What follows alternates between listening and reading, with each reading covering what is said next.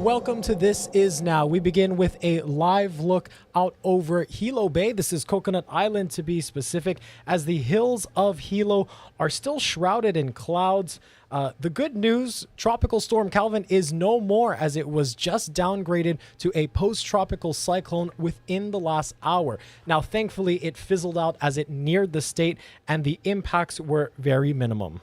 And we want to show you some of the images of what is going on. You see the pitter-patter in downtown Hilo. And, you know, that was earlier today, but as we were talking about earlier, that has kind of dwindled down and is not too much of a threat as it was a little bit earlier in the day. So it's not considered no longer a tropical storm, as the system continues to move south of our state. And that's a good thing, kind of a good preparatory way to get ready for more additional storms to hit us throughout this summer and hurricane season. Yeah, and we have team coverage across the state here as we keep an eye on the impacts of Calvin. Our Casey Lund is live in Hilo, but first we want to go to the newest member of our H&N First Alert weather team, Drew Davis, with the latest forecast. How's it going, Drew? Doing pretty well. Aloha, Dylan. Thank you for giving me the warm welcome. I'm the newest member of the First Alert weather team, and what a way to get started with Tropical Storm Calvin. We've got a lot going on. Tropical Storm Calvin is now post-tropical. It's weakening, and it's moved south of the islands, causing minimal impacts. Taking a look across our First Alert satellite, you can see Tropical Storm Calvin. The circulation is still southwest of the islands. You can see that right above where it says Tropical Storm. The clouds are circulating, and a lot of the moisture is still moving up northward towards Oahu and moving away from the Big Island into Maui as well. So that storm out there is weakening. Here's a look at the latest update from the National Hurricane Center. If we can get the graphics to continue just a little bit. We're having some technical difficulties here. But like the National Hurricane Center, the latest update that came out from them is showing that the storm is post-tropical and is going to weaken to be not a storm at all by Thursday. So we'll see if this storm, we'll try and get these graphics working in just a little bit and give you the latest update. Yeah, unfortunately, sorry, we can't advance the graphics. It is a little bit tough to go. But Drew, tell us a little bit more about some of what we have seen, some of the behavior of this storm so far. How has it kind of been moving? Has it been kind of what you guys have been expecting? Yeah, absolutely. So here's the graphic just advanced. You can see there this is from the National Hurricane Center. They had it moving southward. We've been watching this storm for about a week now. The National Hurricane Center and then NWS office in Honolulu started seeing this system in the eastern Pacific around a week ago, and the high pressure that's situated west of the continental United States has just steered it this way, and it's been consistently tracking towards us. The latest observation, you can see 40-mile-per-hour winds out there.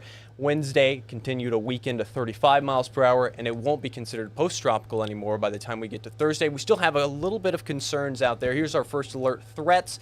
We're still seeing rain and storms. That's the main concern. Heavy rainfall. A lot of rain fell on the Big Island. Strong winds, still gusty out there, but not really that big of a concern. Storm surge, not at all with this system, and high surf along east-facing shores, and some rip currents out there as well. As repeated at the beginning of the show, the tropical storm warning has been canceled for the Big Island, but like I said, the main threat here has been flooding. We still have those flood alerts, those flood warnings across the entirety of the state. This goes until 6 p.m. Wednesday. Heavy rainfall, 4 to 7 inches of rain on the Big Island. We've seen more than 7 inches of rain, so please avoid rivers and stream because flooding is still possible. I want to show you some of the more extreme rainfall amounts we've seen so far. Hilo saw 2.71 inches of rain. Mauna Loa, 5.22 inches of rain. And at the Upper Waiakea Forest Reserve on the Big Island, 7.43 inches of rain. All of that yellow color on the Big Island there, that is 4 inches plus. Nearly the entire Big Island saw more than 4 inches of rain. And a lot of viewers, we've got a lot of emails in the First Alert Weather Center asking, will Calvin turn as it continues going south of the islands? Hurricane Iniki comes to mind. Hurricane Iniki went south of the islands and then turned into Kauai. The reason that's not happening, that's not going to happen, is because we have this high pressure system. The one that steered it closer to us, closer to the islands, is going to keep it south of us. So the impacts are relatively over here for Hawaii, and it's good news as the system is weakening. Yeah, Drew, definitely. Thank you so much for keeping an eye on all of this. Yeah, we know the absolutely. conditions have been changing quite frequently, so we appreciate your forecasting there. We also want to go now to our Casey Lund, who is standing by in Hilo town. Casey, how are you? What's it looking like over there? I am wonderful, and that is because, a lot of folks on Hawaii Island are breathing a sigh of relief. Guess where I'm at, Dylan? We're at one of the most busy places in town here, Two Ladies Kitchen for folks getting their mochi, and they're staying under the awning because there's a little bit of rain. It's been off and on. Actually, it's quite a bit busier just a little while ago, but of course, maybe I scared people away with the camera. That's okay. We actually saw some sun just a moment ago, and I just kind of wanted to take a walk and show you kind of the conditions right now, but really, things are looking great. And Ice Talk, you can even see some blue sky possibly over in the distance there as they pan around.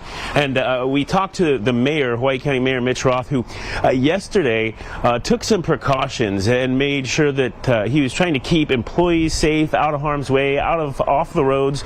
So they closed most non-essential offices. I also want to show you, if we can, Dylan, some of the video that we've kind of collected over the last 24 hours. And we know that things could have gotten way worse than they were. We know also that the county decided to close bus services. I did lose my call here, so I'm going to keep going, but I'm calling you back here so I can hear you.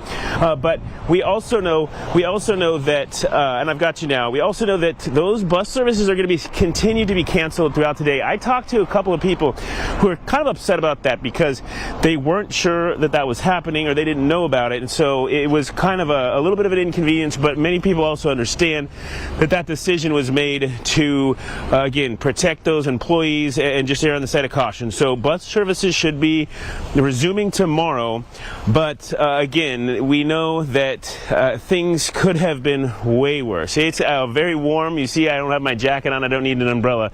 Those are the conditions right now. But I know, Dylan, we wanted to talk a little bit about kind of how things have been over here. Did you have any questions for us in Hilo side? Yeah, Casey, definitely. We know a lot of the storm kind of came through overnight in the overnight hours. What was it like for you overnight where you were? So I stayed, I'm glad you asked that, because I stayed in Puna, where I have some Hanai Ohana, and the drive over there was actually kind of scary. It was coming down so bad that the visibility was pretty poor, the roads were slick, and there's standing water on the roadway, so you're hydroplaning. However, I want to preface that by saying that people on this side of the island are used to those conditions, right? So it didn't catch that many people off guard, but it's just something to think about. Even as we can probably see a little bit more rain still today, we know that down by South Point, Naalehu, Pahala, those areas could still see some wet weather. So drive with caution. And as we're still seeing some of the remnants of this storm pass, if you don't need to go out, don't go out. But last night in Pahoa, in Puna, oh man, it was pretty wet. It was very, very wet. But we didn't see those strong winds like we were expecting. And Casey, you kind of lived the storm. Okay, this is John Misaki, by the way. You were there. We saw beautiful conditions. You were walking in front of that beautiful water. It was nice and sunny. Then it almost like instantly changed. So was that a really quick storm? I apologize if I lost you there. Oh, okay. Here we go. Casey, can you hear us now? Hi, Casey, do you have us? Looks like we are struggling to get our Casey Lund up there, but I don't know if he can hear us. We do apologize for this here. But that was our Casey Lund in Hilo Town. As you could see, again, some conditions have really cleared up there. Passed off, yeah, so not too bad. Not too bad at all. But I want to show you some of the viewer video that we have here. This is the Rainbow Falls area. Of course, this area is definitely known to, it's a dangerous area in high rain events like this. So as you heard Casey there saying that the weather has actually fairly cleared up. This is a time lapse of Calvin moving in overnight. And he kind of lived that, right? So we know that Casey had some really nice sunny conditions, and then when you see it getting darker and darker, and then of course the storm hits overnight, and now it's passing by. And Drew was telling us earlier that it was a fast-moving storm, so it's now moving and the threat canceled. So that's all good news. And we did talk about closures that are still kind of in effect here in the Big Island area. So, we know that the state parks were closed down. All 14 of them were closed overnight. And as we speak, the Division of Forestry and Wildlife's Kolu and Ainapu cabins are also closed, as well as the Waimanu campgrounds. So the public schools on the Big Island were closed as well and remain closed overnight. And today, and all county, state, federal offices on Hawaii Island are not open today, and that is due to the effects of the storm. And of course, the reassessments will take place. Likely, many of those agencies will reopen tomorrow as the storm has now passed over the Big Island. Yeah, and we do still have our Drew Davis here, and I'm going to turn to him once more. Drew, we do know that the neighbor islands have kind of been spared from this. Can you talk a little bit about some of the effects that the neighbor islands were expecting that didn't show up or materialize? Yeah, absolutely. So a lot of the impacts were expected in the Big Island, but because of the nature of the storm, it being south of the Big Island, the right part of the northeastern portion of the storm is usually where hurricanes and tropical storms have the most impact, the most rainfall, the strongest storm surge. So we're still seeing that northeastern portion of Calvin moving across the neighbor islands, even if the Big Island did tear it apart, make it a little bit more disorganized. So heavy rainfall, all of that deep tropical moisture that is moving in with the storm is rising up the mountains, and as all that moisture moves up, it has to come back down as rainfall. We're seeing heavy rainfall, drizzle here across Oahu. Saw some drizzle on my drive to work today. And taking a look at the satellite earlier, we did see some more thunderstorms popping up just south of Honolulu. Those storms will be moving into Oahu later this afternoon. So we're still watching it pretty closely. None of the impacts are going to be as big as of the impacts as we saw on the Big Island. So the concern is not as great for what we saw on the Big Island. And everyone has says that this has been a really good preparatory storm in a way for people to just kind of get themselves ready, get their supplies in order, and kind of your induction and your baptism by hurricane, actually, as you come onto your job as a meteorologist. Yeah, it was my first week, and I saw a Category 3 hurricane out in the Eastern Pacific. It was a little nerve-wracking, I have to say, just a little bit. But it is a good reminder to be prepared. Be prepared. El Nino is in effect. So El Nino, that's the weather pattern that we're seeing right now. Whenever El Nino is in effect, the Eastern Pacific, those waters warm up, and it becomes more conducive for thunderstorms, tropical storms, hurricanes to grow. So this is a reminder. Calvin is not the first storm that we're going to see. We're already seeing another potential area of development in the Eastern Pacific. Right. So we just got to keep our eyes out there on the tropics. Make sure to keep up with us here in the First Alert Weather Center. And, of course, that First Alert Weather app will let you know what we know when we know it. Yeah, and actually, we had a little bit more planned up here, but our system is not working for some reason. So I want to take this moment and talk a little bit more about these El Nino conditions. I know it was forecast that we were supposed to see these warmer temperatures, warmer water temperatures here, but it doesn't sound like we've seen that just yet. Yeah, so El Nino takes a little bit of time to start really affecting the entire Pacific Ocean, because the Eastern Pacific in La Nina is much cooler. It's colder than average. It takes about a year for that to happen. The Climate Prediction Center just this past Thursday put out an update that they have a 90% chance that El Nino will continue throughout the winter. So El Nino is going to be sticking around, is going to be impacting the Pacific Ocean for at least into 2024, and it takes a little bit of time for the Eastern Pacific to warm up. Water takes a lot longer, ocean water takes a lot longer to warm up compared to air or anything like that. That's really what fuels the ocean. So it takes a little bit longer for those conditions to really start going. As a meteorologist too, though, there are some good things about what it brings, because I know drought-stricken California will benefit from some of the more precipitation that comes in. Is that correct? That we can see some pluses too? Yeah, so when you see those warmer waters in the Eastern Pacific, you see more activity, more thunderstorm activity, more rainfall coming down. And one of the things that we'll also see is, because of that high pressure system that we're seeing across the West Coast, that's going to bring in more rainfall towards the west coast of the United States. It's going to be just driving more moisture into Southern California, where you're seeing those drought conditions. And like I said, more hurricanes, more tropical storm activity. Just please let this serve as a reminder that we're going to be seeing more activity. The Central Pacific Hurricane Center forecasted 4 to 7 storms in our basin, so here in the Central Pacific, and we're watching storms forming in the Eastern Pacific, which we're not even tracking. That's the National Hurricane Center in Miami. The Central Pacific Hurricane Center is forecasting 4 to 7 to impact us here. Thank you so much for all of that insight. Once again, this is a live look outside over Honolulu, the Punch Bowl area. As you can see, some clouds, but also there's some blue skies there. So again, just some sprinkles here on the neighbor islands. I finally got my system back up and working, and a short time ago, state officials, Governor Josh Green, along with Hawaii County Mayor Mitch Roth, held a press conference about some of the response and the preparation. Here's some of what they had to say. I am pleased to report that there were no major incidents reported and only minor flooding in typically flood-prone areas that occurred throughout the evening and into this morning. There were reports of fallen tree branches and heavy winds in various areas island-wide, but no major damages have been reported. We said from the beginning of this that we were preparing for the worst and hoping for the best, and we're fortunate that through a combination of preparedness and happenstance, we're able to weather this storm and mitigate its impacts. It is safe to say that the worst is past now as far as the storm goes, but we will still ask for care, especially today. Finally, hurricane season is long. We are just in the second month. It runs through the end of November. This is only, like I said, month 2. So this was a good reminder. If we'd had a direct hit, it would have been necessary to have 2 weeks of water, 2 weeks of food, 2 weeks of medication to be ready. So we're grateful to have had this first run of the hurricane season in a safe, controlled way.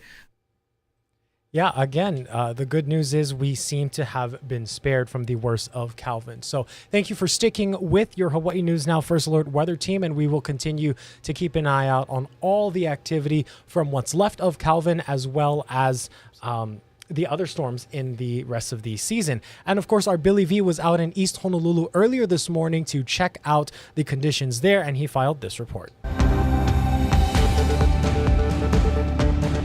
Thank you very much. Conditions earlier this morning were pretty good here at Sandy Beach. We had windy conditions, about 10 to 25 mile per hour winds, sometimes with some higher gusts. We also had some squalls coming through, mostly in the channel. We also were watching on the Hawaii News Now weather app and saw that some of those heavier showers went towards the north shore and the windward side. But for the east side of Honolulu, pretty much good here at Sandy Beach. We talked to some of the surfers that were out in the water. They said this morning was pretty clean conditions.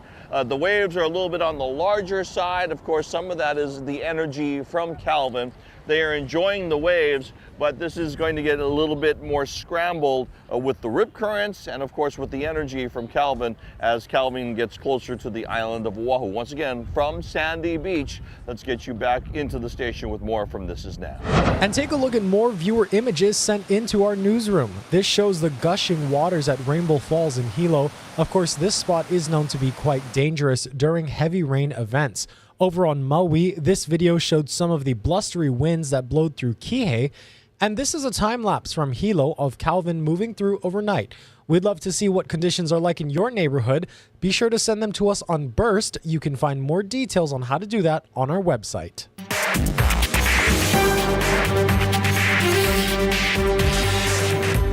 Now to some other news around Oahu overnight. Police are searching for a suspect in a shooting in McCully that left a 49-year-old man dead. It happened just before 1 a.m. inside a business that sells alcohol near the corner of South Baratania Street and McCully Streets. Witnesses told police the gunman and the victim got into an argument which then escalated. The victim was reportedly shot multiple times. He was taken to the hospital in critical condition, but he was pronounced dead shortly after arriving. The suspect, who we only know is a man, fled the scene. Honolulu police confirm a newborn baby was found dead at the Kuhio Park Terrace public housing complex on Tuesday. Sources told H&N the infant girl was discovered in a trash can.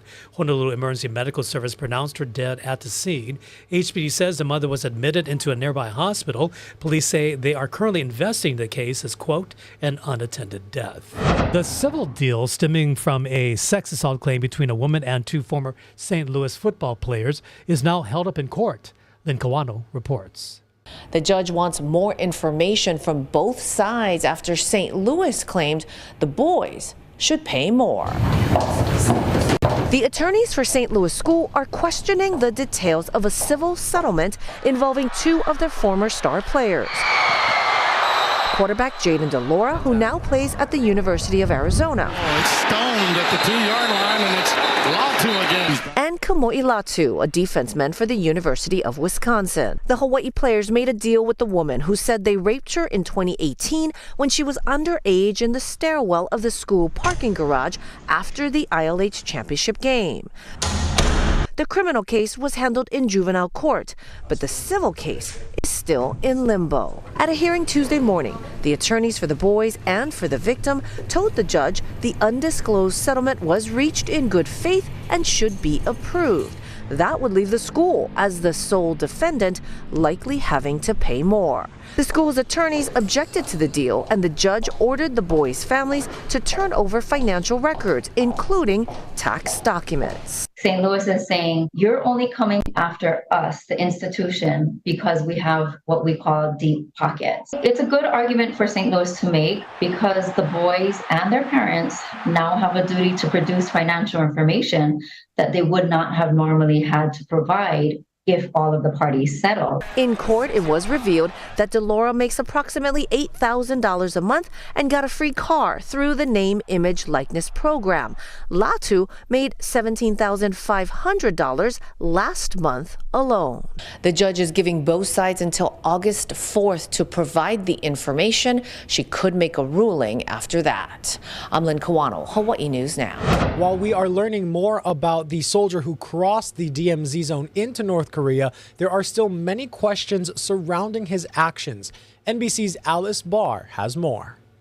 Mystery in North Korea. Why did a U.S. soldier bolt across the heavily fortified demilitarized zone from South to North Korea? And what is happening with 23-year-old Army Private Travis King now that he's in the custody of Kim Jong-un's isolated communist regime? We're gathering all the facts, but I want to be very clear that the administration has and will continue to actively work to ensure his safety. North Korea was silent today on King's status after U.S. Defense Secretary Lloyd Austin said he had crossed the border willfully and without authorization while on a commercial tour to the demilitarized zone. I'm absolutely foremost concerned about the welfare of our troops.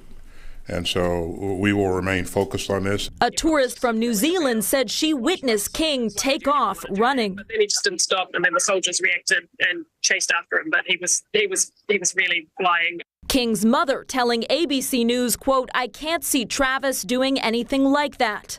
King had recently been released from a South Korean prison after several run-ins with police, including an alleged assault. U.S. officials telling NBC News he was supposed to return to the U.S. for possible further disciplinary action, and that military police escorted him as far as they could go to an airport checkpoint before he slipped away and tagged along with that tour group. The U.S. is now working in partnership with South Korea and Sweden because the U.S. and North Korea do not have official diplomatic relations. Analysts say they're hopeful North Korea won't use this incident as a propaganda tool at a time when tensions are high.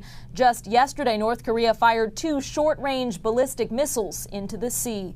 In Washington, Alice Barr, NBC News.